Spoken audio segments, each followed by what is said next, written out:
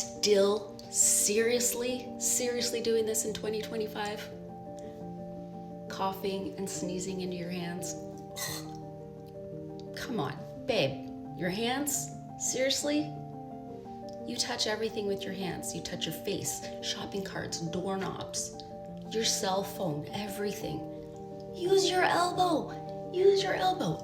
Cough. Achoo. Sneeze into your elbow, people. I swear. Every time I see somebody doing that, I'm like internally cringing, going, use your elbow, use your elbow. It's there on your body for free. It's built-in germ protection, okay? Your hands, not for coughing and sneezing. Your hands are for eating, scrolling on your phone. Again, touching your face, touching your loved ones. Don't cough and sneeze into your hands. Use your elbow. Spread the word. Everybody needs to know this. Use your elbows. Be honest in the comments below. Are you a hand person or elbow person? Let me know. Be healthy. We're getting into flu season. Don't use your hands. Use your elbows.